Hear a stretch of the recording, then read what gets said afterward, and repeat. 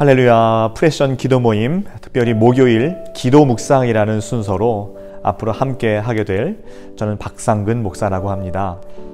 오늘 특별히 우리는 고난주간을 보내면서 오늘 고난주간 목요일에 함께 말씀을 잠시 나누고자 하는데요. 참 우리는 많은 약함들을 가지고 있습니다. 자녀를 갖기를 원하면서 눈물로 기도했던 그런 한나와 같은 약함이 있을 수 있습니다. 자녀가 하나님을 멀리하는 것을 보면서 아파했던 엘리 제사장과 같은 약함이 있을 수 있습니다. 내일 먹을 양식이 없어서 아들을 바라보며 눈물 흘린 사르밧 과부와 같은 약함이 있을 수 있습니다.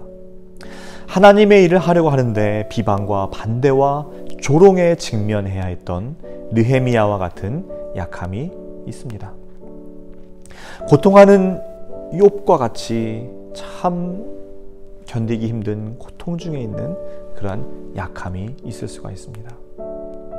수년간 병원을 다녀도 낫지 않고 재산만 허비한 12 혈루증 앓던 여인과 같은 약함이 있을 수 있습니다. 내 자신을 주님께 헌신하지 못하는 부자 청년과 같은 약함이 있을 수 있습니다. 예수님을 믿지만 자꾸 내 속에서 올라오는 죄의 본성과 싸우며 오호라 나는 곤고한 자로다라고 절규했던 바울의 약함이 있습니다. 이 외에도 참 언급할 수 없는 수많은 약함들이 우리에게 너무나 많이 있습니다. 그런데 예수님께서 우리와 같이 약해지셔서 그 약함으로 십자가를 지셨습니다. 바울은 고린도후서 13장에서 이렇게 말씀하고 있습니다. 그리스도께서 약하심으로 십자가에 못 박히셨으니. 십자가를 지신 예수님은 약한 모습으로 십자가를 지셨습니다. 그러나 바울이 그 뒤에서 이어서 말합니다. 우리도 그 안에서 약하나 너희에게 대하여 하나님의 능력으로 그와 함께 살리라. 우리는 약하지만 하나님의 능력으로 예수 그리스도와 함께 산다는 것입니다. 이 놀라운 비밀이 어디에서 나왔냐 하면 이 말씀 바로 앞에 고린도후서 12장 4절에 바울은 말하죠. 나의 여러 약한 것들에 대하여 자랑하리니 이는 그리스도의 능력이 내게 머물게 하려 함이라. 여기서 머물다라는 뜻은 장막으로 덮는다라는 뜻을 가지고 있습니다.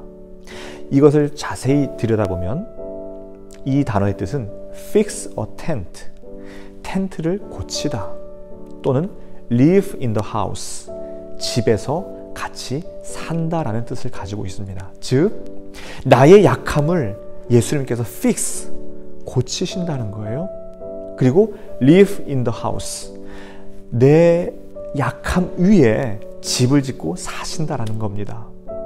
예수님께서 우리의 약함을 고치시고 아예 그 위에 집을 짓고 사세요. 그러니까 그리스도의 능력이 거기에 머무는 것이고 그렇기 때문에 우리의 약함이 강함이 되는 것입니다.